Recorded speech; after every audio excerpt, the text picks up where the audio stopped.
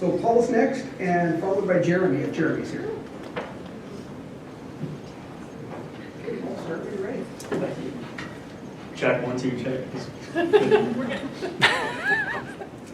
A few presentations we've heard from today are measuring something, like biomolecules in plants or nutrients in agricultural products, and that's good. That's how we learn about the world, by measuring it. By taking, let's say, plant samples into the lab and analyzing them to obtain some quantitative data. That's limited though. You can only get that quantitative data for as many samples as you measure. You could do a few reps, sure, but you cannot possibly measure the glycoalkaloids or the glucans in every plant in the greenhouse, much less every plant in the farm field. Now, I have nothing against my fellow presenters or their projects, which I'm sure are all fine and good. But my project is asking the question, what if you could obtain quantitative data, not by doing lab work, but by doing something as simple as taking a picture?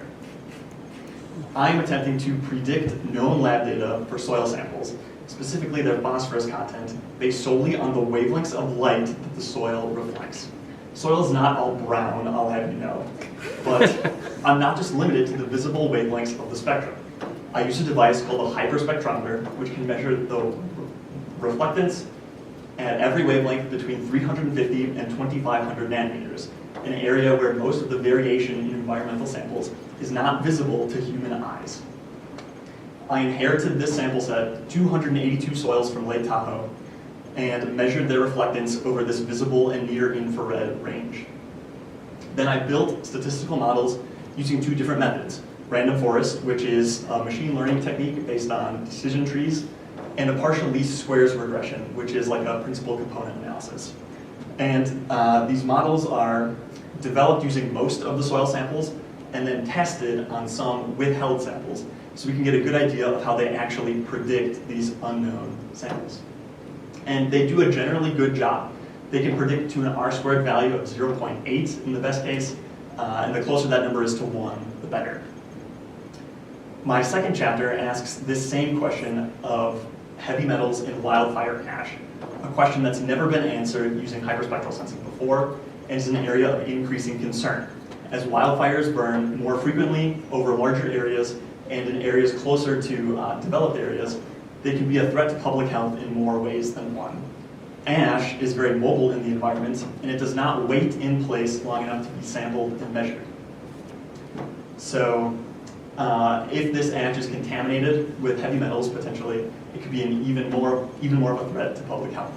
So these ash metal prediction models do a generally good job as well, up to an R-squared of 0.77 for copper and 0.66 for zinc and cadmium. I believe my results are worth exploring more in the future because these models could make it very, very easy to assess pollution risks over large areas as they're observed by drones, planes, or satellites. Thank you.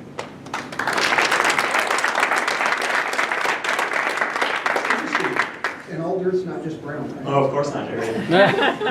So what got you into this research? I didn't know anything about this research before I started. I just loved soil and thought this was a really great premise. It seemed really powerful and really informative, and I've learned so much since I started this project. It's just been a really fun time. Great news. Where are you from? I'm from Wisconsin. Okay. Well, what brought you out here? The soil. You guys have volcanic ash in the soil in Idaho, and that is really, really exciting. It's really rare. Well, I'm glad we're providing you. So why are your samples from Lake Tahoe? Why are they? Yeah, is that... There was a past graduate student here who did like a traditional soil chemistry study. So he was really interested in not just phosphorus in the soil, but different species. So what kind of phosphorus is more available to plants, and what's going to be more mobile in the environment, what's going to have a risk of like leaching through groundwater or running off through the surface. So he collected all the samples. He got to do the fun part, traveling to Lake Tahoe for this nice field work, which was all done. I never had to do any of it, so sadly.